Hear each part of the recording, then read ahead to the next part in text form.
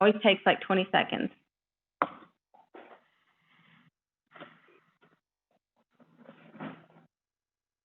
And we're unmuted.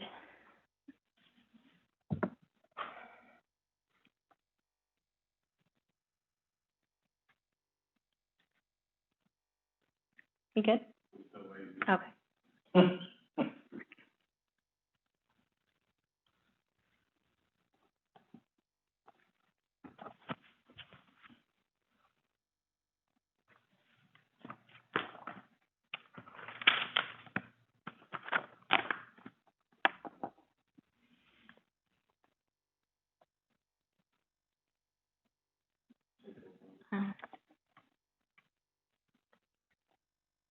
So Wes, you're gonna give us the high sign?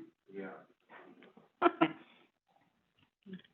So Penny, what about the girls? They're doing great. They are all just happy And you're still surviving. yeah, they stay over there and I hear them and their dad tells them, go to bed. They're laughing and joking and I love this laughter. I mean, music to my ears. Yeah, it is. I was wondering what was in your warmer tonight. Yeah. What's for supper in Jonestown? We wanna know. Actually, I cooked everything last night, chicken and salmon and coleslaw and cucumber salad and squash rocket salad. You ever had squash rocket salad? No, Oh, so. I love squash. What's in it? Still not on? Spinach Squash and rocket. onions and breadcrumbs and butter and you put them, and then you stuff the squash. I'm on the- and then the hollandaise sauce. TV Tech YouTube? Good? Okay, we're good. Here we go. We're ready to go? All right, we're gonna call this meeting to order. Vickery, Here. Jones, Here. Riddell, Here. Posey, Here. and Stanley is here. And we have our showcase. Okay, this week, Joe Mazier is going to be taking us on a tour, a remote tour of the Cowan campus. Sweet. Hello, Joe. Woo! Hello everyone. Good evening. Hope everyone's doing well. I'm very excited to show you the progress of our Cowan campus in this brief video. So here we go. Oh, hi. Joe. We're social distancing right now. Why don't we try this again? Because it helps if I actually hit the right thing. So sorry about that. And we practiced this about 5 times and that was my fault.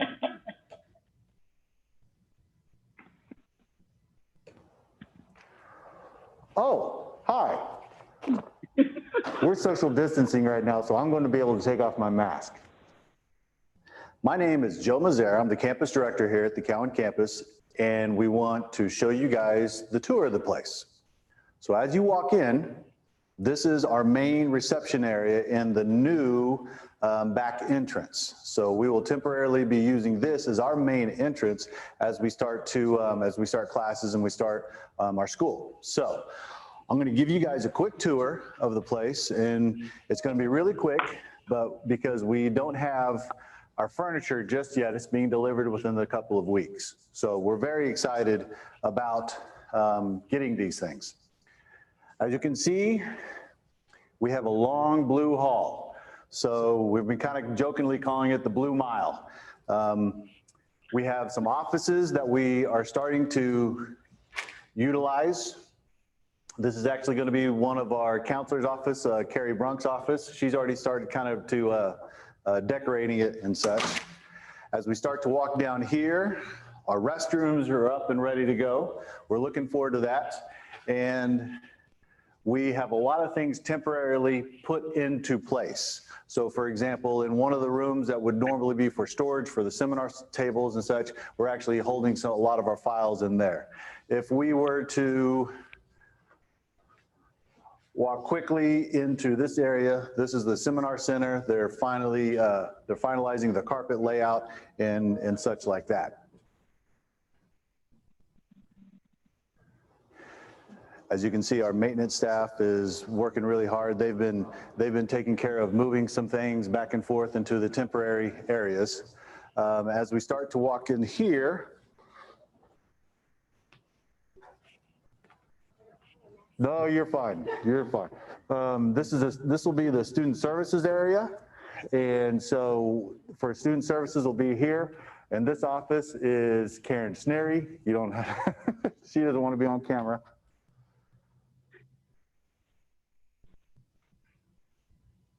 That's temporary. Right. On my right hand side, we're going to be doing the Health Careers 2 classrooms. This is actually what one of the classrooms looks like with the furniture put in.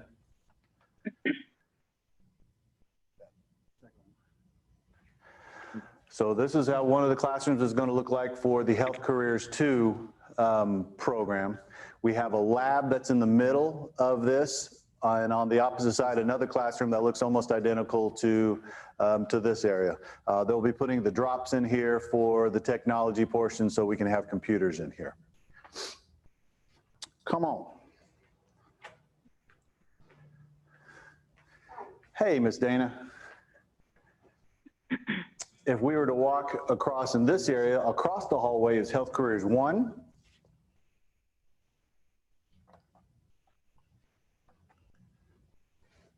As you can see, we're still putting in the final touches with some tables and some chairs. They're going to be putting the drops in here. And if we were to walk next door to it, the door, this is our Health Careers 1 lab. As you can see, we're still finalizing, putting some things in here and getting them all set.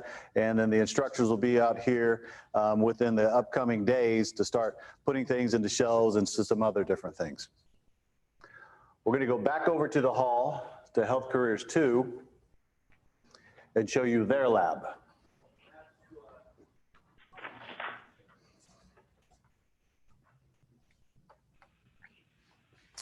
Their lab obviously is not fully done yet, but like I said, we got teachers because they're in the summer, vacation time, but they'll be coming up here soon to start unpacking and putting things into the cabinet area. All right.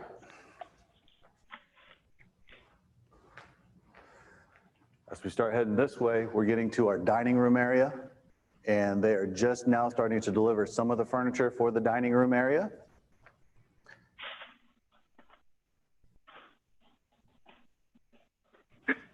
This will be the dining room area. As we start to kind of walk through here, you'll be able to see they just delivered these today, and we'll have tables in certain areas. We'll also have some other tables and some chairs in some certain areas for our dining room. If we were to go out and kind of, if you pan over here to the right, this is our little area that you can go outside, enjoy the weather, Slow. get some fresh air. Our new kitchen is right here. We have a lot of activity up here, but we've been doing our best to maintain the social distancing. If you're in a room by yourself and you've been in there for a while, just to help maintain that social distancing, we've said, you know, the masks are fine. But once someone comes into that other room, put the mask on. We actually, this is where our ACCD class, our Adult Career and Community Development temporary space will be. Mrs. Mitchell and Mrs. Bilberry will be in there, and they'll be handling our Flex Health students when we're able to have those back. And then if we were to, if we were able to, we have some lecture rooms on this side. There's all kinds of things in it right now, but they're being moved out to get them ready for the temporary classrooms as well. On my left-hand side right here, this is ultimately going to be practical nursing. But we can go ahead and come into the lab real quick. It's not going to be starting up just yet, but this is where ultimately it will be. And so we have a big space right here, and we'll be using those classrooms kind of temporarily for daytime, full-time classes. Let me tell you a little bit about our bookstore. It is in a temporary location. It is in the location where originally was set for our dental assisting program. It's actually in their lab right now. We're not doing dental assisting just yet, so we're going to be housing our bookstore in that location, and we're really excited because it's just next door to our student services area. This will be our accounting business education classroom. Their furniture has been delivered, and so they're starting to get things finalized and set up. Again, the teachers are going to be coming up here soon to start unpacking some things and then moving them into their new permanent spaces. It's amazing what's going to happen, because by this time next week, we will have a bunch of different things that'll already start taking more and more shape than it is currently right now. So one of the last things I wanted to point out is that we have our catering kitchen right here.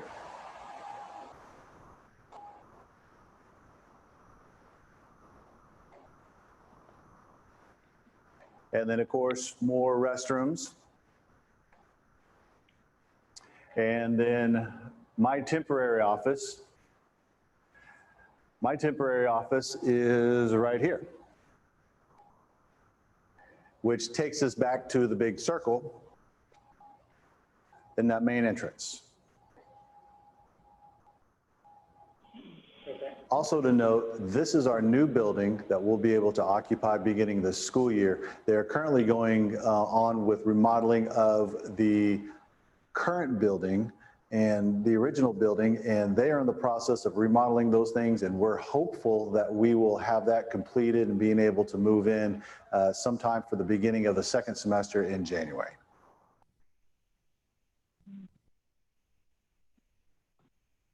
Well done, yeah.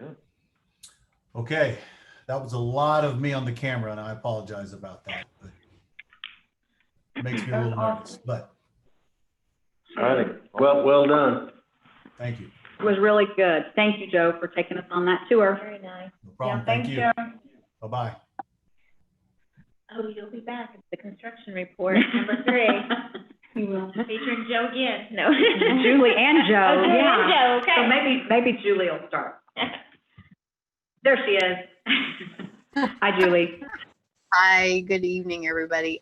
So at El Reno, things have stayed about the same. We're just finishing up conversations and details with fixing and changing a little bit of the exhaust in the composite lab and the aviation lab classroom. And so that's really the only outline detail that we have yet to finish on that El Reno campus. And so I always want to say again how happy we are to be in that space.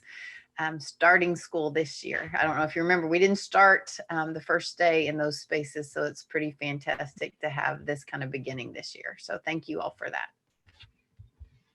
Thank you, Julie. We're back. And Hey. Joe. Well, as You're of right on. now, I can report they are actually putting the polls in during this week for those computers and those classrooms. More furniture is in the process of becoming delivered and such. So we're just in the process of moving into temporary spaces, into some of our temporary spaces for our teachers.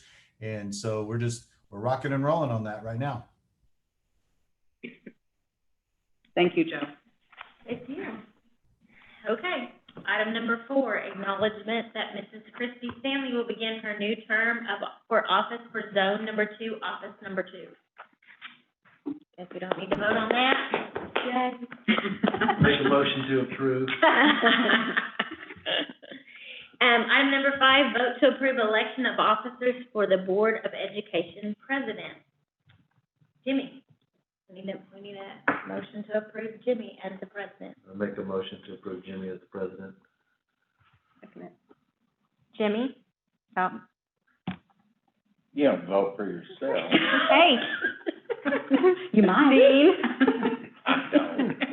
Yes, Yes. yes, Penny? Yes. Travis? yes. Christie? Yes.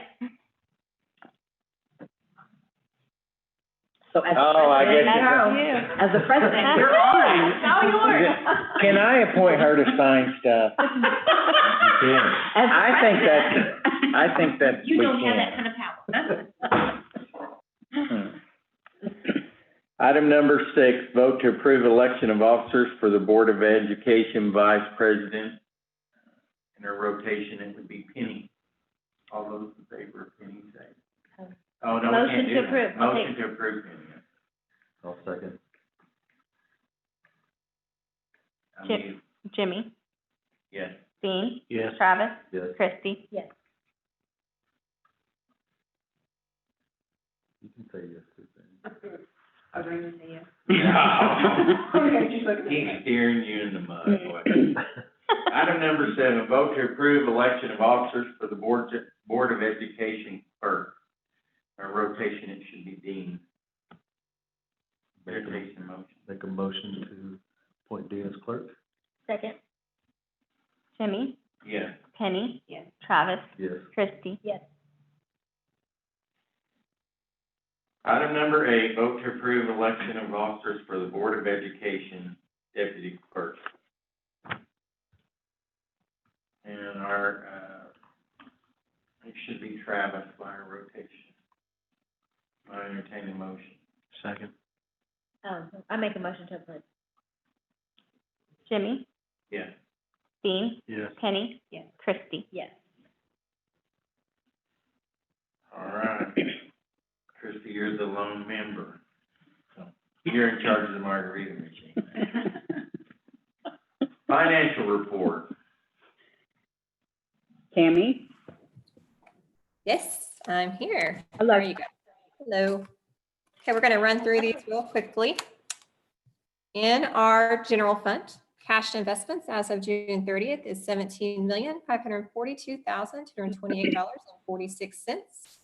We are at 102.37% collections this year versus 105.02% last year.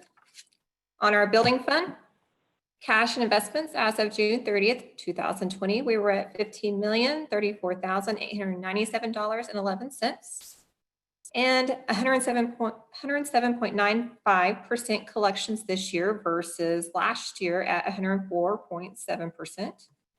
And then our sinking fund, cash and investments as of June 30th, 2020, $606,507.82. That's all I got. Question? Thank you. Thank you. Moving on to item number 10, administrative report.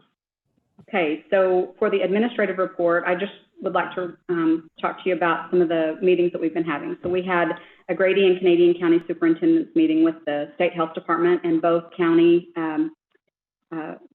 were represented, Grady and Canadian County. And they were able to provide us some guidance and insight about how positive testing will be handled, as well as contact tracing and concerning exposure and required quarantines, and how all of those things will be handled, and helping us to implement our plan. We will be hosting another county superintendent's meeting the week of the 20th, and our plan is to have the emergency managers at both the Grady and Canadian County meetings present to answer any questions from the group. And then also tomorrow, with the Grady County Superintendent's Group, we have the opportunity to go to Five Oaks, which is Five Oaks Medical Center in Grady County, and talk to an infectious disease doctor, and just to kind of gain some insight from him just about the disease and what we need to do and how we can do our part in mitigating the spread. So that's my report. Personnel report, item 11. Acting on behalf of the board, Dr. Galen Lewis has accepted the resignation of the following employees. Resignation of Megan Van Vetchen, Biz Secretary, El Reno Campus, effective July 10th, 2020. Resignation of Elizabeth Mosier, Career Readiness Specialist, El Reno Campus, effective July 10, 2020. Megan got a job at Tinker, and Lizzie is moving to Florida. The hot spot. I know. Do we have to vote on that? No. Travis? Make a motion to approve. Second. Jimmy, Yes. Dean, Yes. Penny, Yes. Travis, Yes. Christie. Yes. Item number 12, vote to approve the following people as authorized to access the safety deposit box, Bank First, El Reno. Dr. Galen Lutz, Tammy Ridgway, and Darcy Raines for fiscal year 2020 and 2021. just a yearly Yeah. update. Motion to approve. Second. Jimmy, Yes. Dean, Yes. Kenny, Yes. Travis, Yes. Christie. Yes. Item number 13, vote to approve CV Tech's Return to Learn Plan Addendum A. So we've got a little presentation put together. I'm going to talk about it for just a minute, and then we've got some of our staff members who are going to share a little bit of information and insights that we've gathered along the way.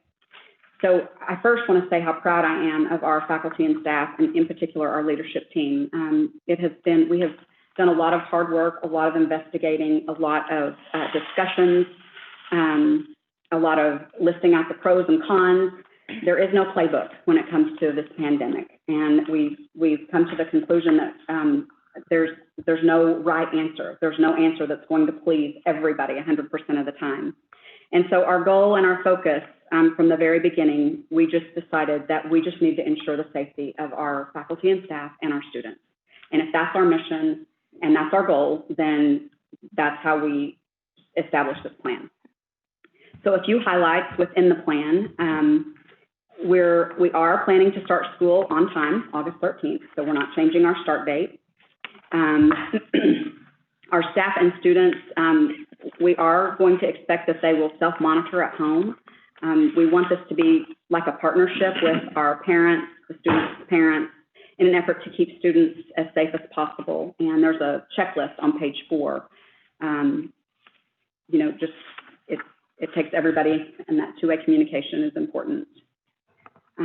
We are planning to provide a COVID kit for our staff, and that would include 2 reusable masks, thermometer, and some hand sanitizer, as well as a daily self-checklist that they can kind of monitor if they're having symptoms or anything, like if they should stay home. One of the key expectations that parents have for their children while they're on campus is that they're safe. And so we've put together a response plan for our staff and our students to follow so that they will know what to expect if there is, if they have COVID symptoms or symptoms develop while they're on campus. And should there be a positive case on campus, what steps do we need to take? What are the steps to follow in order to return to campus if they've been quarantined or had a positive case? And that is on page 7. The school messenger, we'll utilize school messenger for calls and text messages. Our website and social media channels will also be key in how we communicate with our parents and students and staff and the public this year. That's on page 3. For attendance this year, it's going to be a little different due to COVID. We're going to adopt a more competency-based approach and not use attendance as a punitive measure. So we don't want staff or students coming on campus if they're ill during the pandemic. We don't want staff, because of that, we're not going to have any attendance incentives. So in the past, we've had like perfect attendance awards and things like that. And so those will not be recognized this year. With the number of positive COVID cases rising, we are preparing for the possibility of closing either programs, buildings, or campuses. So it wouldn't necessarily be the whole district would close. It could just be like a wing or a single program, just depending on the circumstances and the situation. And decisions regarding the closure and how that happens will be made in cooperation with the health department, county health departments, and same with the contact tracing. The plan, that's on page 8, if you guys want to look at that. The plan also addresses expectations of what is required while on campus, including social distancing, sanitizing and disinfecting, hand washing, floor markers, signage, plexiglass blockers. These are all measures that we have put into place just to protect our people and to help mitigate the spread. So for common areas, we are limiting seating and we're staggering break times and implementing seating charts and lab plans, all in an attempt to help with the social distancing and to help with that contact tracing.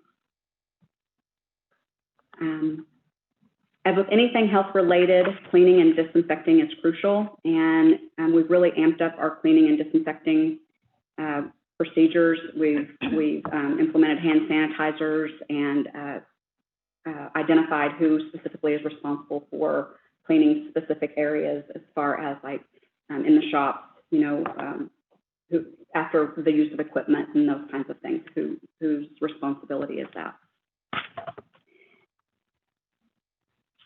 As a public school, education is our #1 priority, and so students and staff will be educated about COVID, and we'll have some required training for them to complete when they get back to school. With faculty, we'll have professional development, and then our students will have some training as well. And then the final item that I'd like to talk about is regarding the requiring of masks when social distancing is we're not able to social distance. Quite a few of our sending schools are requiring face coverings. Mustang, Piedmont, and El Reno are all requiring face coverings. And then, you know, OU and OSU are also requiring face coverings. There's all kinds of information out there, and we chose to focus on the credible agencies within our area: the State Department of Ed, Canadian County and Grady County Health Departments, the American Pediatric Association, and the CDC. Our overall goal is to create the safest learning environment possible and to minimize the risk for all people. As a senior leadership team, we listen to all sides of the mask issue, and we discuss the pros and the cons. We realize that we don't have control over what the students do, or our faculty and staff for that matter, before they get to us or after they leave us. But we do have control while they're here. And in order to make it a safe place, we're recommending masks. Masks will minimize the risk, and it demonstrates care for people's health and safety. As an administrative leadership team, we all concluded and agreed that if we can knowingly do something, we should. And requiring masks when social distancing is not possible is our best method to protect our employees and our students. Based on the amount of people that we serve from our sending schools, our adult students who are enrolled, our businesses that we partner with, and the multiple communities that are involved that come to Canadian Valley, 7 here and 7 in Chickasha, it's our responsibility. We feel an added responsibility to our students and staff. Hands-on learning is critical for career tech. And in order to do hands-on learning, you need to not be remote. And so this is another reason that we want to ensure that we can have the most days possible with our students in our class. We need them here. We don't need them quarantined. We don't need them positive with a positive test. We need them here on our campus so that they can get involved in the hands-on learning that we offer and that we're so proud of. And requiring masks should help us to be able to keep our programs in our school open based on the risks being minimized when masks are worn. The health department, one of the things that they shared with us at our last meeting was about a positive case. If a person tests positive and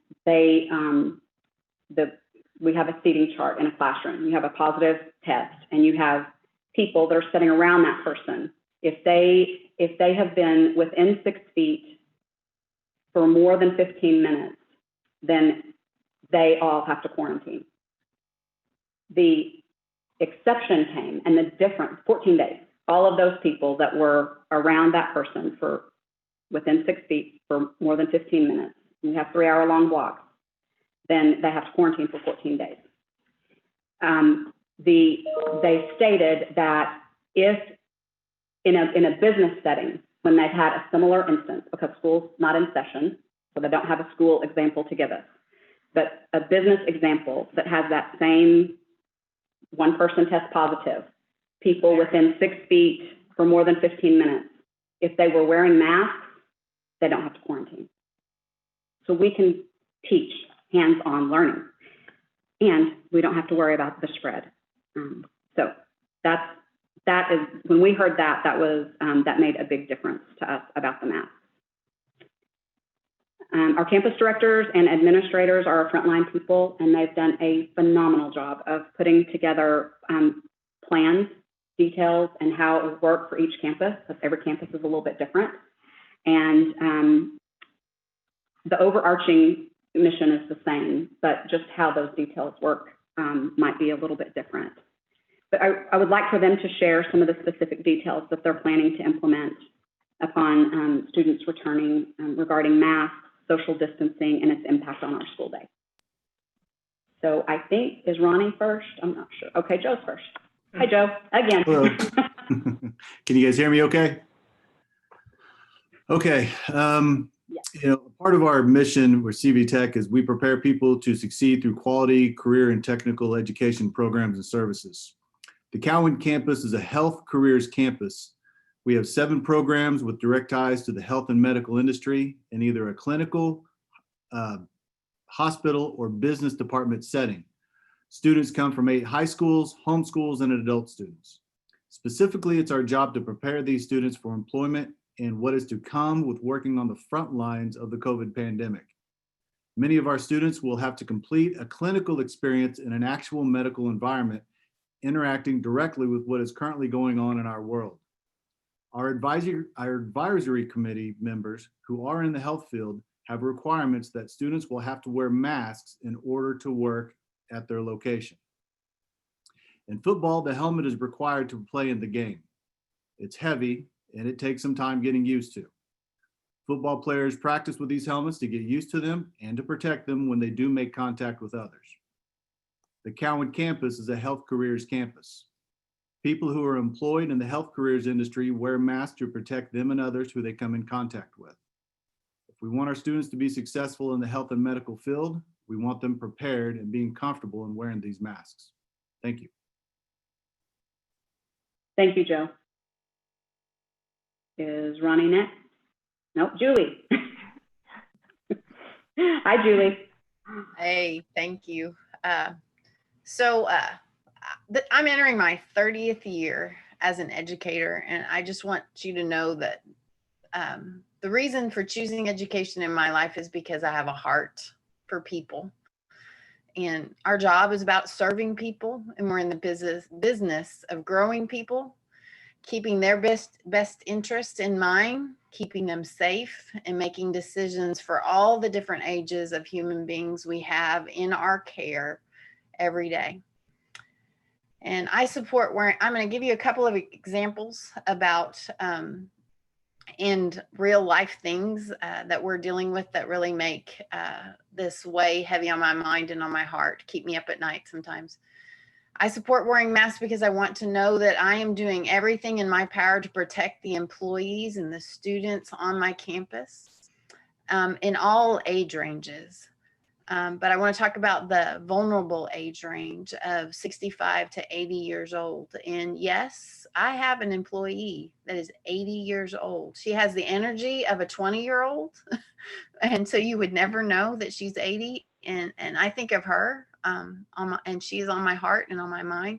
And doing everything in our power to safeguard against the spread of this illness on our campus is a great responsibility. And I am willing to shoulder that by supporting and enforcing the wearing of masks. And if a mask keeps our entire population healthy and protects them, then it is worth the challenges we might face by trying to make that happen in all of our spaces when social distancing can't be achieved. I also worry about not having any substitute teachers available for any of our sites. All of our substitutes are retired people over the age of 65. And if we did not wear masks, I would be afraid that they might not feel protected from the virus if they were on our campus. We need their service desperately, greatly. And this is a very heavy thought on our minds. Ronnie and Joe and I have talked about this. So I want to be able to tell them when we do our orientation with them in a couple of weeks that we plan to do everything in our power to stop the spread on our campus, and wearing masks would help with a big part of that. I've also thought very extensively about our daycare students. We have early care students coming back into the program in August to work with our daycare students. And we've been able to accomplish this summer a way of staying out of their space and distancing from them and securing their clean environment throughout the day by having no outside contact with the rest of the building. When students return to the early care program, they will be working with the early ages of students in the daycare, and those early care students will have access to all other parts of the building. And in this instance, the daycare becomes exposed to the rest of the building through the travel of those early care students in and out of their program. Mask wearing will allow those students to be trained in the daycare while still protecting that daycare environment. And finally, I think of the many students that have compromised health issues on campus. And the reason I kind of know that group really well is one of the first things I have done the last 2 starts of school is that I sit down with all the medical forms from every single student. We have about 900 students, about 450 in the AM and 450 in the PM. And what I want to make sure the instructors know, at least on the first or second day of school, is if they have an at-risk student with any health issues that they need to be aware of. So I compile a list of those students with health issues and make sure that each instructor is aware of that student and any health concerns that they need to be aware of. Students with asthma, diabetes, immune disorders. Makes me think of one particular student that I interacted with a lot in the last 2 years. He's a student that finished the program in May and actually received one of our awards at the end of the year. He and I spoke often about his immune disorder and his fight with every single illness that he was exposed to. So we spoke often. He battled a lot. I think of him protecting students like him, as well as all of the other students, by doing everything in our power to block the spread of this illness in our classrooms and in our building. And that's why a lot of time and effort has gone into thinking about how we enter 450 people at 8 o'clock in the morning without having crowds and with accomplishing social distancing, how exiting of those people in a pattern in a way that they're not grouping and that they have safe exit from the building. I know that in all of this decision making and all the discussions that we've had, there's been a lot of challenging things to think about and decide. But what is the most valuable thing about everything that we do is that the easiest way to make a decision for anything that we're planning is to always ask ourselves what's best for students. Dr. Lutz says that all the time, especially when we have questions. One of the first responses back to us is what's best for students. And in this case, what's best for students and what's best for staff is the same thing. What's best for the population to be there and to be hands-on, to be able to come back and be with our students. If we can accomplish that by doing everything in our power to keep them protected, that is what I feel like we need to do. So thank you for listening to my stories. Thank you, Julie. Now I bet it's Ronnie. Now it's my turn. So, hey, I drew the short straw. I get to go last, and so a lot of the things I planned on saying have already been covered by Dr. Lutz and Joe and Julie. So, but I do want to let y'all know, as we've worked on this plan, every time we think we have an answer, we come up with a part of our plan.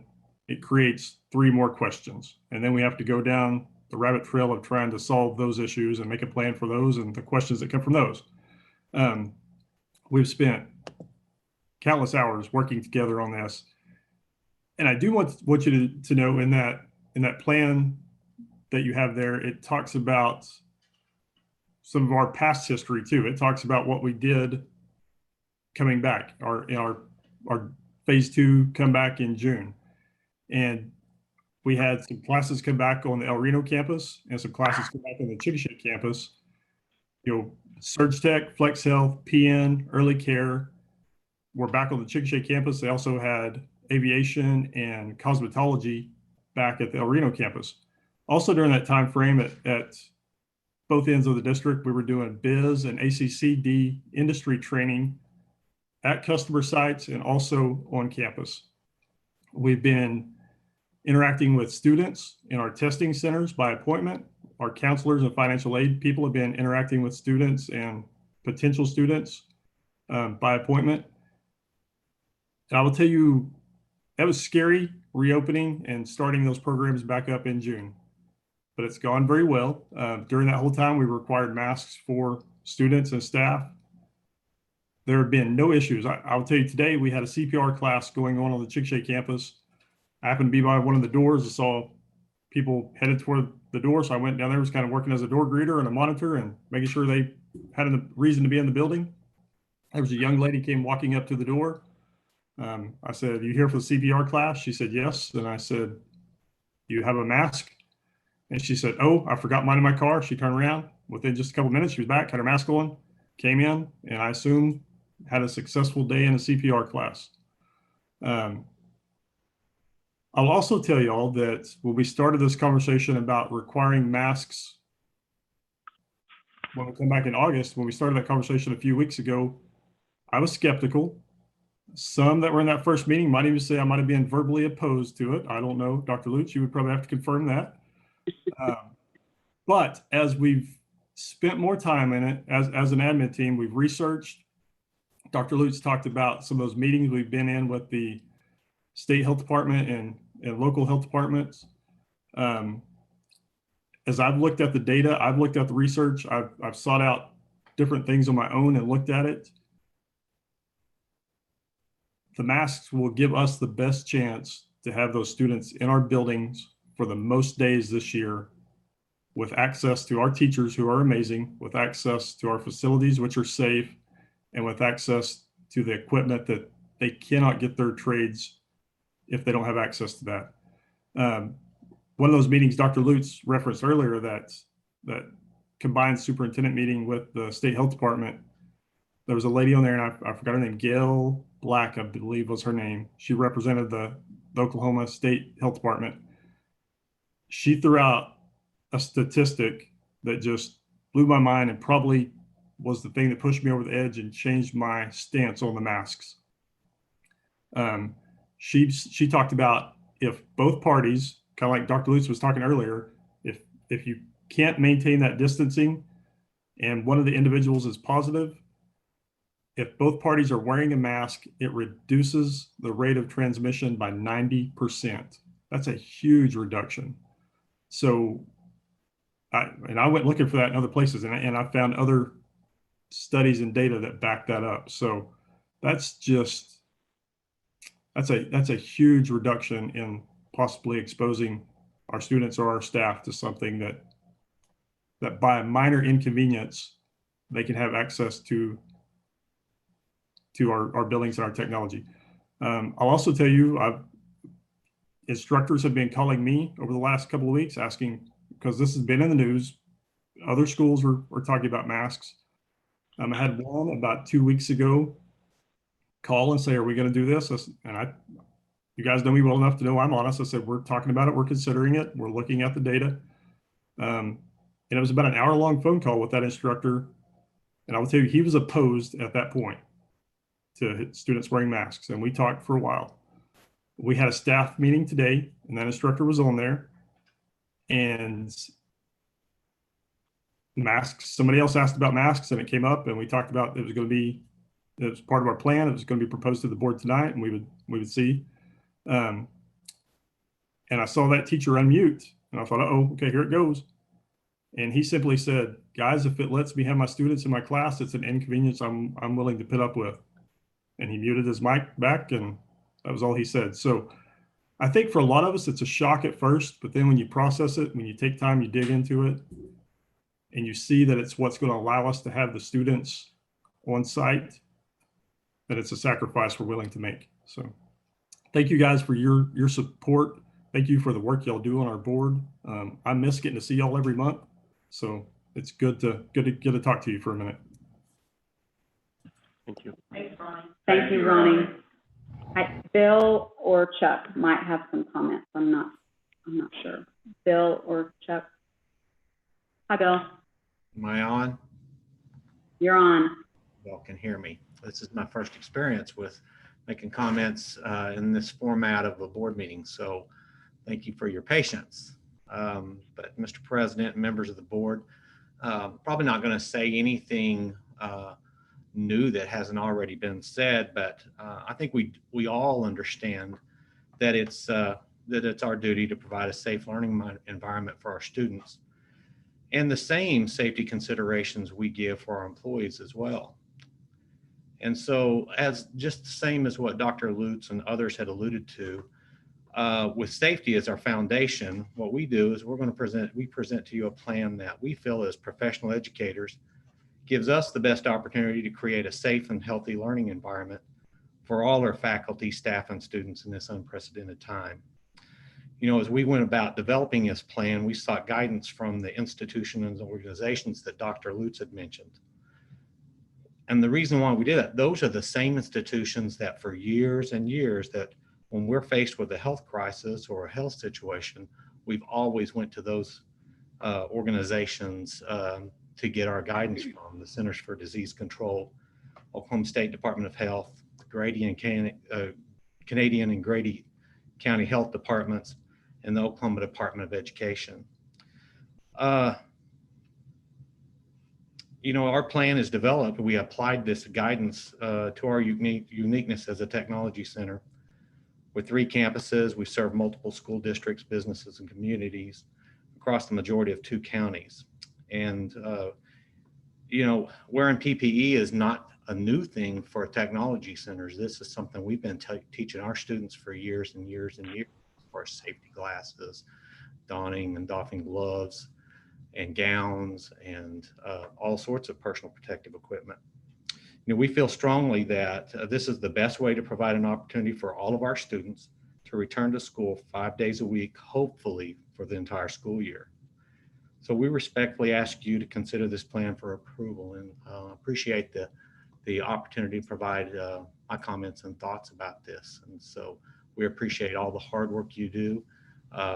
We've been having countless hours and conversations about these things, and so I know that you all will give the same level and careful consideration when you take a look at the plan as well. So thank you very much.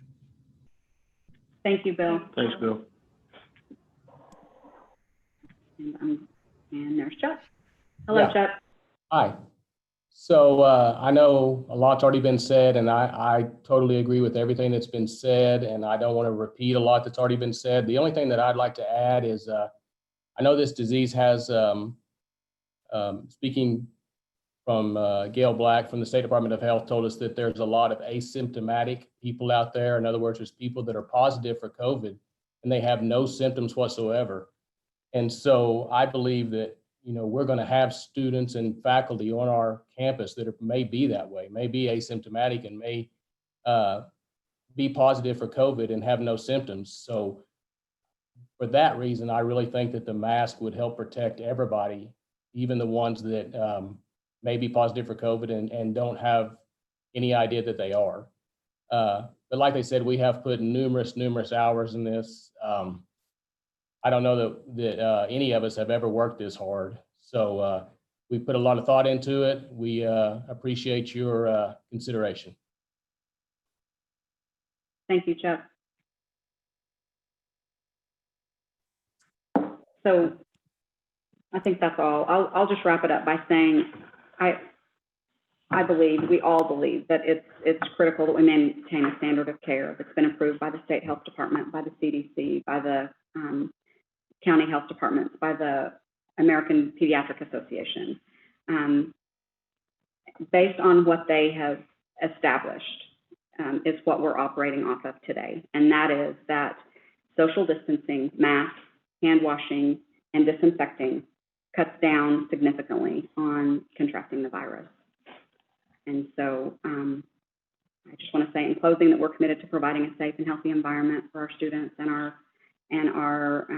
faculty and staff. And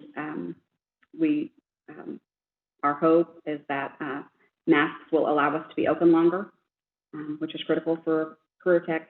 We need to be here, not remote.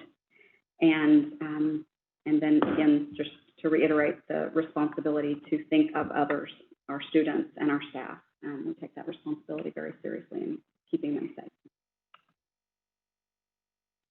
Can I ask something? Absolutely. What did the CDC or health department say about reusable masks if these kids don't wash them? They basically said it's better than nothing. So if they don't bring one, will you have extras We have here? disposable. Okay. Mhm. So you say visitors will be coming in at what point? They will make an appointment before they come. Will you check their temperature? That is not, taking temperature is not a part of our entrance into the facility. Well, I know for students, but Right. for that, since it's a scheduled visit, Yeah, would you not be willing, I mean, I think if they have a fever, they don't need to come through. well, Then they agreed, definitely- agreed. I agree. Yeah. You can't go anywhere now that they don't take Check. your, Mhm. Take your temperature. So you would request that we make the change in there that for visitors who are coming on site with an appointment, that we would take their temperature? I think that's pretty standard. Okay. From where I've been. And- you know, go ahead.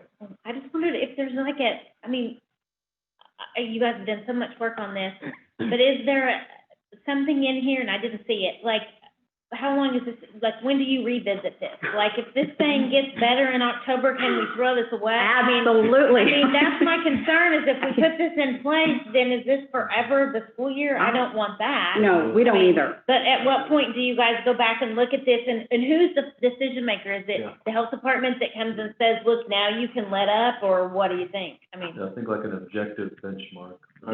yeah, I think it's maybe my concern is, when You do know, we there's when do we look at it somebody again? in the news You know, now, some city, I forget, it's just been in the news the last few days, that they've made their date November the 30th, or, I mean, I can't remember who it was. To reevaluate their plan? Yeah, I mean, that's a long ways out, Lord willing, it will be better, but there was 993 today, Florida just going record. Right. but I do think if there's a benchmark, and that way then at that point you visit with the teachers, how's it working with the kids? How is it working with the spread? How many people have had to be quarantined? And we go look at it again with, yeah, we gotta go back with this for 3 more months, or, ooh, we're okay. Mhm. You know what I mean? Right. It's my concern, that, I mean. But let's think, I think of this too, the biggest population today is 18 to 26.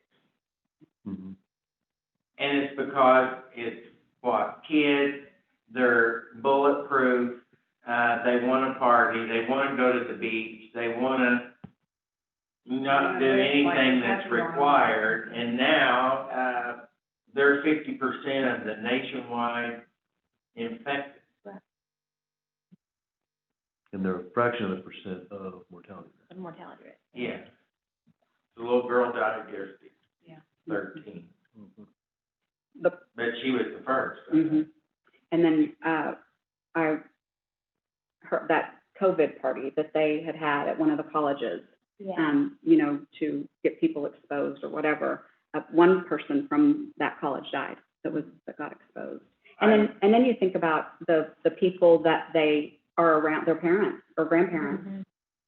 that they expose, you know. I know it's a very hot topic issue, not only outside of this room, but with with everybody in the community. There's pros, there's cons, there's strong feelings both ways.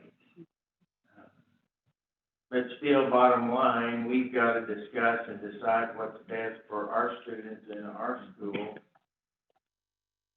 You know, we're put here for this reason. I did like Joe's point about we have, Cowan is medical, I mean, That that's, makes and sense. that makes total sense to me, that I've never Right. thought about the Yeah, fact that definitely. it's medical, and yet we're saying you don't have to wear a mask. So to me, that, he completely changed my thought process just by when he said that, going. For those programs, yeah. Yeah, yeah, for those yeah, definitely. Here's another thought I've had. I know, as far as my knowledge, and I'm a newsaholic, so keep that in mind. I mean, I watch too much.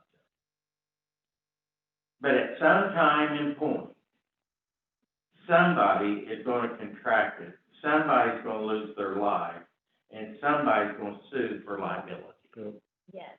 I think there's precedents though where you can't sue people for contracting this virus. There's legal precedents that you can't pass it along. I did ask Karen Long today. Good. I did. I called her and asked, and her comments were, I don't know that we have that there is enough of a precedent set to determine liability, but that people can sue for anything. Well, and I don't know this, Travis, this is just an open discussion with intelligent people, and we're trying to make the best decision. There is people that, like you stated there, that will sue for anything. But I think we don't want to give them leverage by saying, well, they didn't require this sick kid to wear a mask, and he got sick and got sent home. And, my wife come down with a terrible headache, the fever, and the body ache. She said, I feel like I got hit by a truck last week. I mean, we were scared to death. The next morning, I had her somewhere and had her tested. And they wouldn't do the quick test because they say now it's less than 40% accurate. So now all they will do is the 3 days, the minimum. So we've had to hold up for 3 days. She did not have COVID. But, it turned out it's some kind of stomach something, that had them same symptoms on the front end. But, it just scares people to death. My honest opinion, and I'm a gambler, and I eat snow cone, and I love them. But I feel like before long, the school board association, the state superintendent, or whatever somebody will come in and say, this is what you're going to do, all of you, period. And I don't want us to have division or animosity towards each other over she likes red and I like blue, or one likes mask and one don't. I don't wear a seatbelt, much less wear a mask. I mean, I feel like that's my choice. But I think it changes when we're open to the public for business and we take your kids in, which is the most precious thing you have, I hope. And I think it changes the rules of the president. It may not, but that's I should call John Nelson, got his dead darn opinion, that's what he would call it. And I don't know that practice.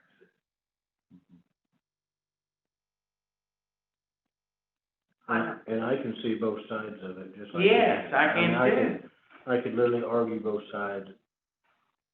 The part that gets me, and, we're gonna be under scrutiny You bet. whether we pick A or B. Right. And I question the data, I'm a newsaholic. And those rules change every day. Well, we have a president, so we ought to be injected with disinfectant. Agreed. But I still think we gotta think of kids in a work environment. Because I think our role is to protect You bet. the kids and the educators. I think we'll be responsible for the whole It doesn't mean I don't have a foot out.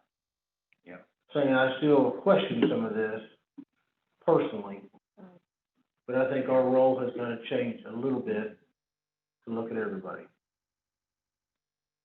To protect others. To protect others.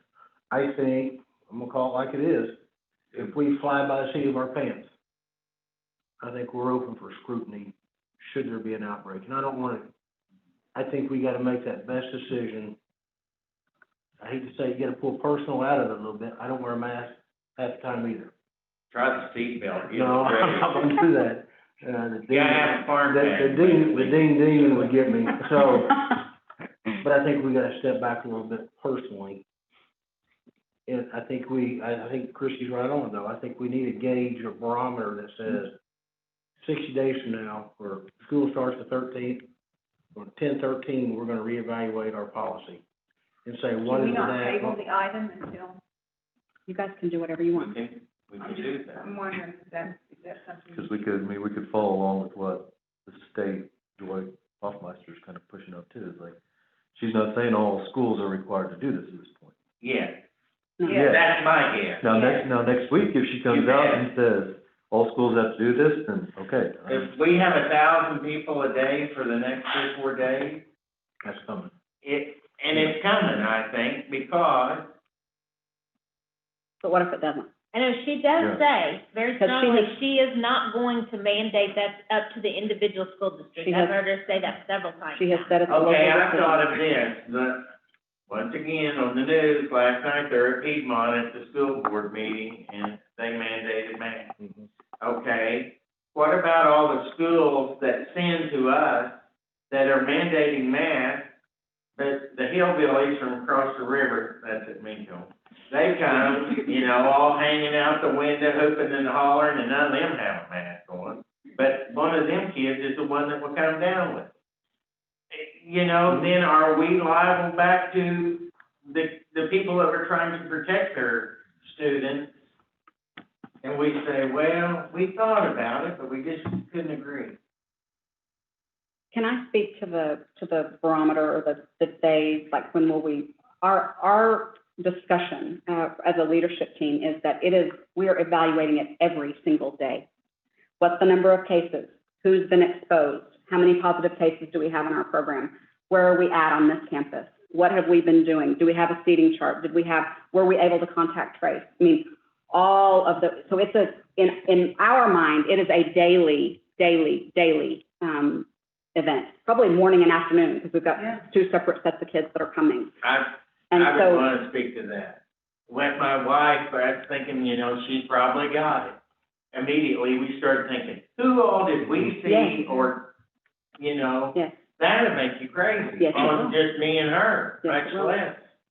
And so It's impossible. the thought about reevaluating, it's reevaluated every day. We can put a date in there if you guys think that's important. But maybe it's maybe you just give us that data at every board meeting. Yeah. Maybe at every Yeah. board meeting, that becomes a report we have, and then at that point, if it's like, Yeah. wow, this looks I think good. that's a good- Yeah. That's our benchmark, Right. maybe, that's just our update at the board Right. meetings. is Every- that every How month. sad, Yeah, it's open every month. update, yeah. And there may be, I could see a situation, a potential situation, if we have multiple positive cases, that a decision would be made without waiting for the board. Absolutely. And that where school is closed down, where we've, that kind of Well, stuff. I think So- you have that. have that in here. Yeah. And that's gonna be real, I think. It's- We've never had a child positive in school, have we? Well, Well, because they shut down we haven't schools had- before. Yeah, we But, have. still, there could have been one, we've never had one. So I guarantee you, when we have that happen, and I think it will happen, man, it's gonna be an eye-opening, it's going to happen. So it's going to happen. I know at our business, we have 150 plus employees, we have multiple locations, and we have our company policy and guidelines, and we have recommendations, we don't have requirements. And, if people work around people who could be in a high-risk area, sometimes they'll ask their employees to, hey, could you respect me and wear a mask around me? And they do, they're responsible, they social distance, and they take responsibility for their own actions.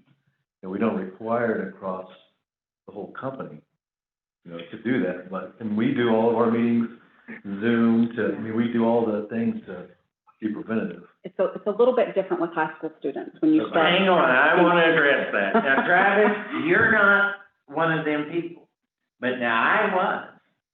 And I'll guarantee you, if one of us was sick and the teacher left the room, we'd lick her stapler, her pencils, and everything, and hope she died. I know you didn't do that, I did, but I would participate. And they're still out there. And it's still a mentality Yeah. of a busload of teenage boys. That's my theory. That's what tipped us over to the required side, is that it is, if it's an option, Yeah. it's too easy to not. It's too, But it's also not very fair. If someone is opposed or someone is claustrophobic, and you ask them to sit down one, I and they wear it all day, and they're panicked all day and uptight, how much, I mean, that's just as much fear as the lady who isn't wearing, or is wearing one, who's afraid someone will infect her. or has asthma too. like You know, another- I mean, if there's a medical reason for. Okay, let's put that in. Well, that's kind of an understood. I know, But you but still- it's but you not gotta be understood, careful with though. that though, too. You gotta have some parameters around. who's Yeah, cosmetic, I don't and think you know, it's fishes understood, and right, things. you know? Right. People Kind of are like gonna- therapy dogs and everybody Yeah. started making them and dogs. a medical Yeah. marijuana card.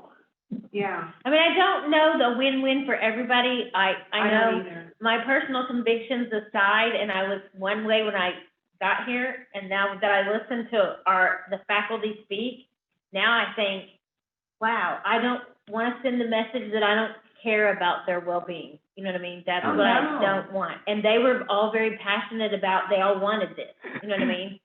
So now I'm like, we trust them to make the decisions for us, because we are only here once a month.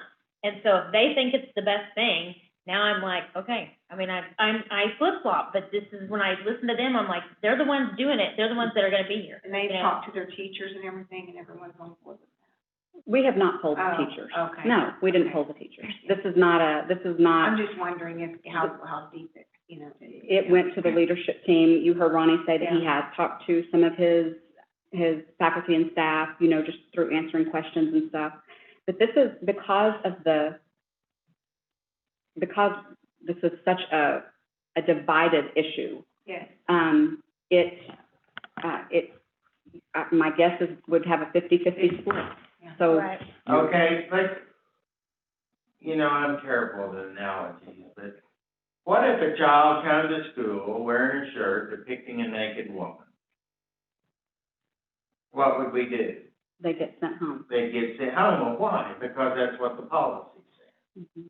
They have to wear something that's appropriate, Mhm. or,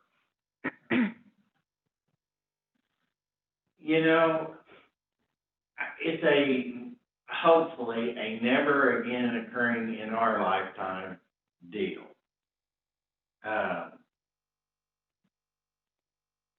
But you have to protect the majority, in my mind, because of the minority that has issues, or I'm claustrophobic. I understand that very, very good. I missed a week of my life doing open heart surgery because I had to be sedated, because I fought. And they put, I can't stand it. I'll hurt you. You shut my air off, I'll hurt you. Yeah. But, I mean, do you turn away 880 for 10? I don't know that. Because if they tell you they aren't gonna wear a mask, you send them home, right? Well, if they've forgotten, No, they just defy you. if they don't want to wear a mask, then they probably need to come a different semester. Yeah. Or they need to figure out, if their program is online, if they could do it remote, then that might be an option, but, Yeah. depending on the situation. We are a school of choice. It would be similar to what a college is doing. Right. OU, OSU are both requiring masks, because if you leave it as a recommendation, they're probably not going to do it. A girl that teaches at Redlands told me, this week somewhere, if they didn't require masks, she wasn't going to teach. We have some teachers who Julie still touched don't. on substitute teachers. How frequent is that? Well, with COVID, we have no No, idea. I'm saying, historically, do we have substitutes quite a bit? Well, Because, I mean, if it entertains that age group of 65 and older, I would say, and I'm going back a few years. Willing to do they're it. willing to do it without it. Oh, yeah, there probably are some that will not. We may have teachers who are not willing to come back if we're not, if their students don't have masks on, just because of some, health concerns that they have personally. And it's not enough just for them to wear a mask. That protects them to their students, but they need to be protected from their students, you know? So it's the same for our teachers, for any substitutes that we have. Yes, if we have, we do have a faculty member out right now with COVID. So, You do? yes. I remember.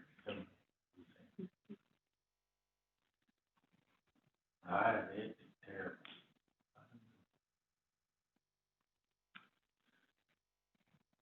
But each person sitting at this table represents people of their district. You have a vote, just as important as the person next to you.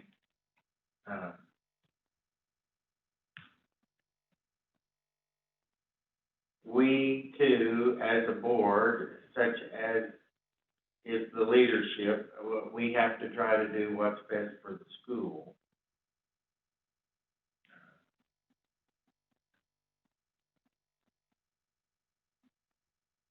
And I want everyone to be able to say their thoughts and not thought of any different. That's important to me. Very important. I think I've told every one of you that I'll respect your decision, no matter what it is. I know we all have, you know, we all have a belief system, and we all have things that have impacted that, and so I'll respect your decision. Our recommendation from the senior leadership team is to require masks for the safety and well-being of our students and staff. I think what I would probably like to see in this policy is just for it to be expanded then. Expanded. Some of the things we've talked about with some kind of objective benchmark on this is why we are doing it, this is what made us start doing it, and this is what has to happen in order for us to stop doing it. And then I like that. I like the monthly totals. Yeah, every month, we should be able to see the data. Which maybe doesn't necessarily need to be in the plan. Maybe we Right. just know going forward, we have that report for us, just like the administrative report. You know Pass what it I like that. I mean, I don't know it that doesn't it, need to be in a taped on the wall. I feel like there needs to be some kind of health exemption too for students that can't physically wear a mask, or if that's just something, like you said, they just can't attend, you know. Oh, well, if sorry, we turned it's you a away. health consideration, those will be considered. I mean, possibly they make those shields that we might, I know a lot of people wearing those shields because they can't wear a mask, and so they get Hey, attacked. that's a So great idea. maybe it's not necessarily, I mean, maybe. For somebody that we're talking about that, And maybe they know, if they know this ahead of time, then the parents can either express their concern to the staff, or they can find another way. And they also make the mask that are clear, that you can see people speak, you know what I mean? there was Because I one have a on hearing something last impairment now. night, a guy was protesting at the state capitol, and he took something and cut all this out of his mask, you know, it just sits from back to the back. Protest. Well, I'm opposed to masks, but I think that if it's gonna protect people, and I feel like it's a mental thing that protects me, then. Okay. I don't want to speak for anybody that are out of turn, of anybody's comments or thoughts. I just want to try to group them. Your idea about the face shields, I like that. That's a great idea, and that may be horrible for you. Well, all I'm gonna say is, when we talked to the, health department, when we had the superintendents on there, they felt like the shields worn in combination with a mask was a good idea, but alone, it doesn't do the same as a mask. So what's your suggestion, or what is gonna be your policy for students that cannot wear a mask? Well, I think that would be dealt with on an individual basis, depending on what the situation is. Well, and it would probably depend what program they were Sure.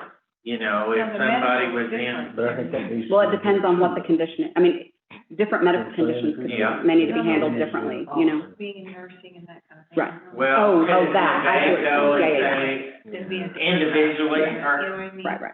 like what she's saying, so every kid won't say, hey, old Billy Bob's got a face shield, let's get rid of this man. Because essentially at that point, you're No, putting but it I'm in saying, the, in the policy, if you say, if you're at Joe's facility, programs that apply to, right, you know. program months. specific. Yeah, At Chickasha, we do have health careers programs and LPN there, so we're gonna, I'm concerned about making it mandatory for some and not all. Yeah. but in the same token, I without a question think that you would deprive a child of education if there was any way in the world you could help him. I know that. So I feel sure that you're gonna go above and beyond to specialize the needs of somebody if you can, but there's times you can't. Right. Do you have any objections to, adding some verbiage, a place here to this? That says what? Ms. Stanley? Oh, I feel like as long as you give me an update at the board meetings, I don't need to add this in here. You know what I mean? Yeah. Okay. Good there. Travis? I mean, really for me, it's what was the information data that decided to kick us off into wearing the mask? What was the specific information? And then what would be the specific thing to take us off of it? What is that objective info? Because I know like the state had their getting back to work plan, right? And like if the certain amount of infections did, no one has to self-quarantine, you can all go back to work. Mm-hmm. So that's what I would want to see is what has happened to where now to get back into school, we have to wear masks. Well, what is that logic in that decision? And okay, the state has crashed a certain level, can we all take them all off? I mean, because seeing the numbers and trying to make some kind of subjective decision, I think we're opening ourselves up for more scrutiny and liability that way. Well, two things. The first part of your question, how did we get here? So we were told school is opening back up. And trust me, we're ready. We want students back in our classes. We want them here. We want the hands-on learning going on. We're ready. How do we do that safely?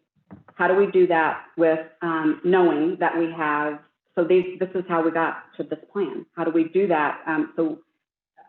Ensuring that we're not spreading the virus from students to staff, staff to students, students to students. What's our part? What's our responsibility? Just how do we mitigate the spread? That has been our focus. What is our part and our responsibility in ensuring that we're not creating more? So I had Craig McVeigh, who is the superintendent. I'm going to quote him. He after his board meeting last night, I said, "So are masks required?" And he said, "Yes." He said, "Start school, stop the spread," because they're requiring masks. And he knows, based on the meetings that we've had with the health department and with the CDC and with other school superintendents, that washing your hands, social distancing, wearing masks, and disinfecting and sanitizing is what helps to mitigate that. Yeah. And so how we got here was, you're starting school, we have to have school. Right. Okay, so our responsibility is we don't want it to spread. We don't want that on our watch. We don't want people to, a whole bunch of people to come down with the virus or potentially die because they've been infected. And so that's how we came up with a plan. That's what started this all. And as far as how are we going to get back to not wearing masks, I'm not sure anybody knows the answer to that.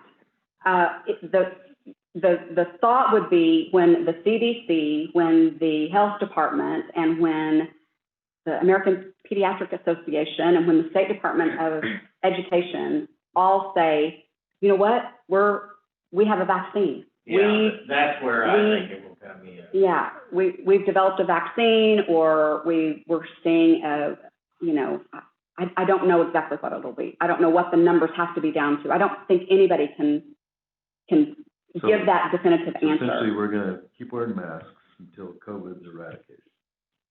Or evaluate based on the totals that we see. Because we can vote against that any month.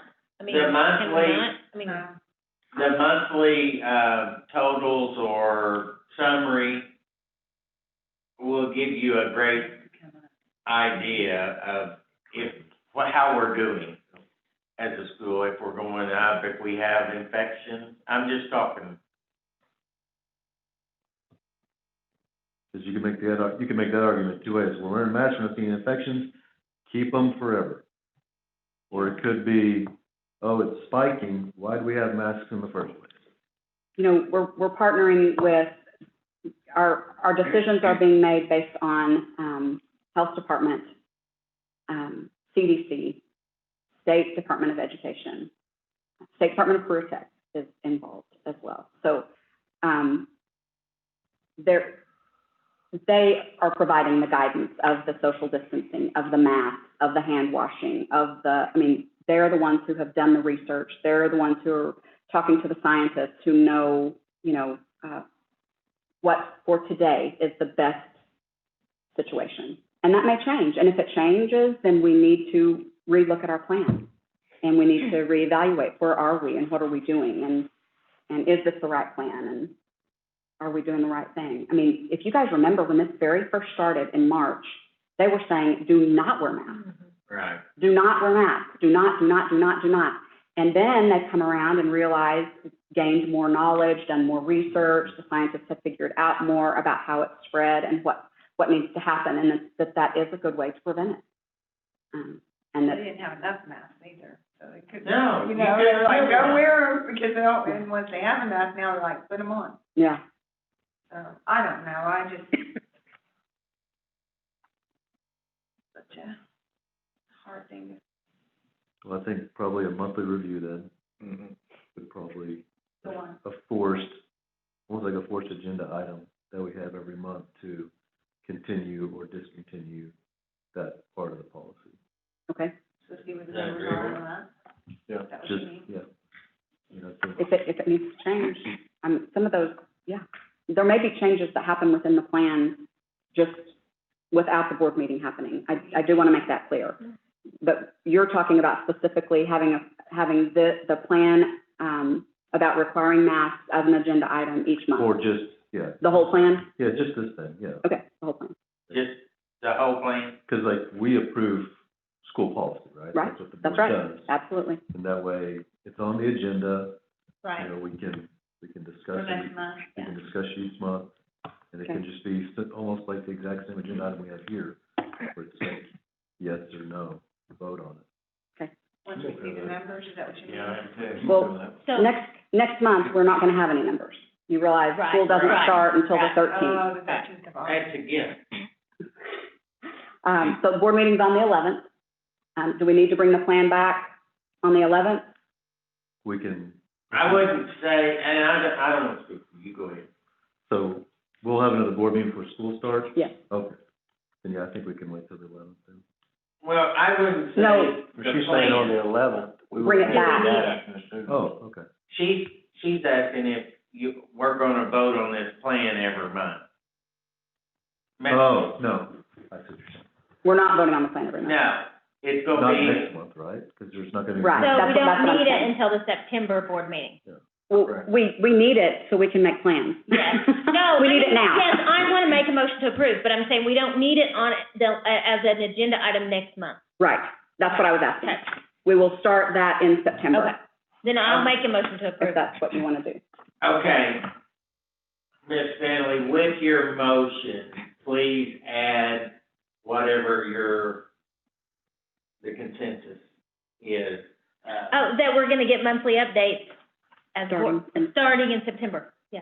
Is that all right? Yes. Maury, is that all right? You're good. All right. Travis? Then health exemptions too is a part of this, because those are in there now. Add health exemptions in here as a, Reason for not wearing a Having mask. to wear the mask forever. okay, so can we, can the wording, I would think that the wording would need to go along the lines of, individual considerations would be given to health. I mean, if we need to take this to a lawyer to put the right terminology in there to make sure we're protected, then. Okay, I can get that. I can get that. Kenny Jones, comments? Additions, subtractions, divisions?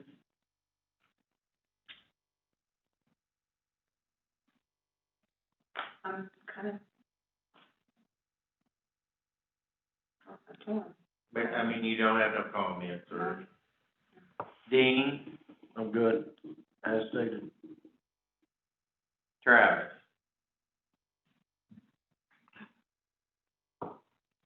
You good? You have additions, divisions, subtractions? Yeah.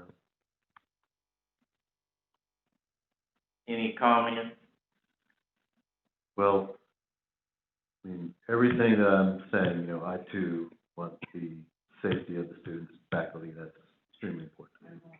So just know that this lively discussion we've had, you know, that is on the forefront of me. I know this is an educational institution, that's also the priority, to get the most students in there and being able to talk in the best manner possible as well.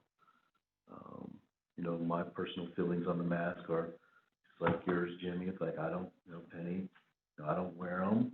I have my own. Or seat now? You know, I'm a newsaholic a little bit, but probably different channels than what you're seeing too in different reports.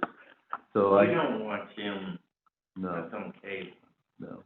Well, I don't have cable, so there you go. Oh, Lord, But, you kids can't, no, you can't afford cable. So, I mean, like I said, with our organization, we trust our employees to be responsible, and so I feel, and that's kind of my own belief, is putting a little bit of the onus on the teachers, that if they're in a program where they're side by side with the student, and they're 6 heads inside of the hood of a car, and it's an older teacher who feels at risk, well, I want him to feel safe You bet. in his role. And if he says, for my program, I feel safer having a mask, let him have a mask. If it's a math teacher standing at the front of the classroom, like a traditional class, business industry type thing, if they're fine doing social distancing, it's a lot easier. I don't see why they need to be required to wear a mask at that point, if they can maintain it. If they are social distance, they can take their mask off. If they're social distance, they can take their mask off. Well, this makes me, the way I read this makes it sound like they have to have the mask on as soon as they leave their That's right. vehicle until they get back in their vehicle to leave. Yeah, That's how I read that. that's kind of what I got from So if it is something where they get in their classroom and they can take the mask off, or they can walk through campus without a mask on, or whatever that is. Well, if they're Enter the building. probably not walking through campus because they could interact with someone else, you know, I read it.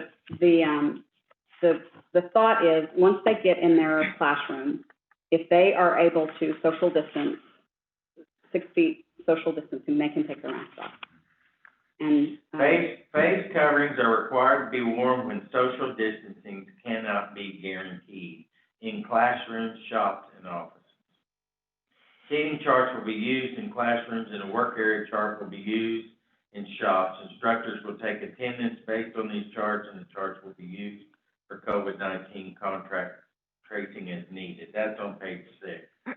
The top left of page 6, have your face covering on prior to entering any CV Tech building. So if they're in the parking lot. well, just as they're walking in the door, they need to put their Right, mask right. on. Yeah. Or if they're walking with a group of students, it might not hurt. I mean, I think, they're, just even being outside is, and separating out is, they don't have to wear masks. Yeah, they need to breathe. Mhm. I can't breathe.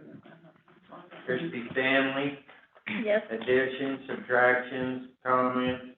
No, I'm good. That's not my, still got my motion there, so. Dr. Gayla Lutz? I will put this as a line item after September, Starting September. yes, after August, starting September, yes. Stating we'll bring- what? Review of the whole policy or? Vote to approve, basically the plan, right? we're revoting every month to approve the plan. Well, in September, to make sure that all the things that are in there, that what you. What if you put, Right. could we not vote for, Like updating the policy. or something? Continuation or update of the policy. Yeah, Yeah. Okay. is that I think we better, can- I would mhm. think, for you? Mm-hmm, I think we can do that. And then so we'll start that in September. And then I will, COVID review. COVID review, and I'll bring data that we compiled. Oh, you're sick of it. And I will No, get, no, no. I will get with Karen Long about the, 500 at least, don't go. About the verbiage. medical. For every kid in verbiage. town. I don't care who they are, I know them.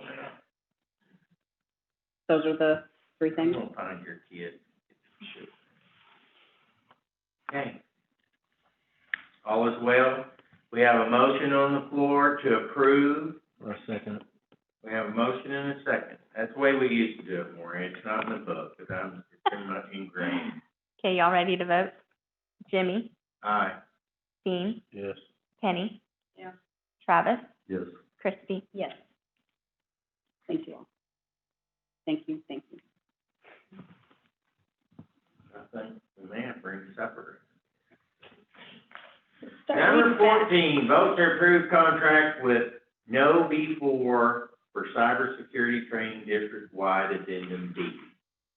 Okay, so since we're doing more remote learning, this is, or potentially could be, we've done it in the past, and this is something that cyber security is an issue. And if you remember, I'm sure some of you will remember that, it's probably been a year ago now, Wes, a year ago, 2 years ago? We had a situation with, do you remember when we had that? Okay, so this is like a professional development, a monthly professional development for our instructors and staff, faculty and staff, to take. And it even has I think he called it a phishing email. Yes. That will get sent out to people, and depending on how they respond to it, it will determine the training that they need. So anyway, it's it is. I entertain a motion. Make a motion to approve. Second it.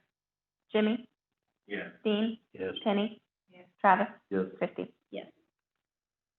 Item number 15, vote to approve contract with Dell EMC for power switches at the county campus addendum C.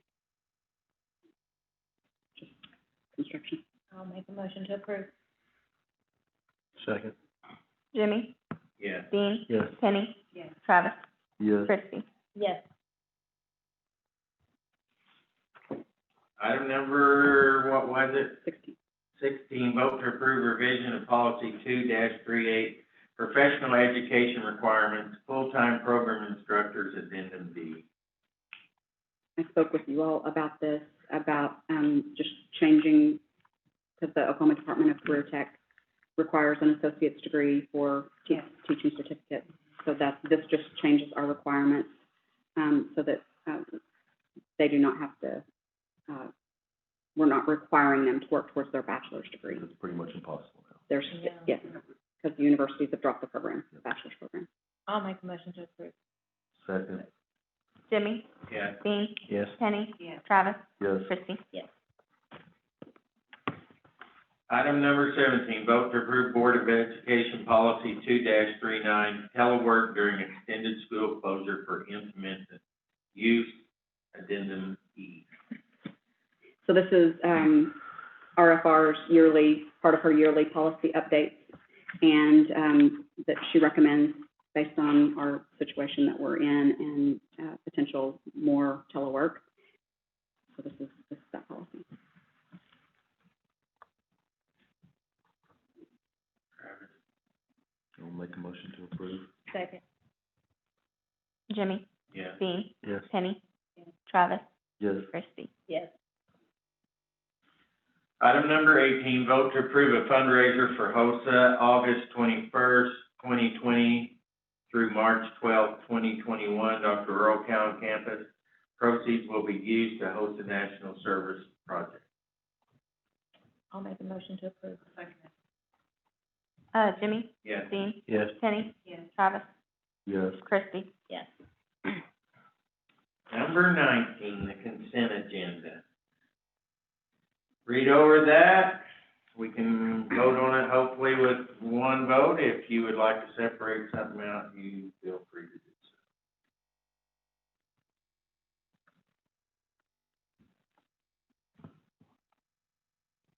Motion to approve consent agenda. Second. Jimmy, Yes. Dean, Yes. Kenny, Yes. Travis, Yes. Christie. Yes. Yeah, you got it easy, Jimmy. Item number 20, new business. No new business.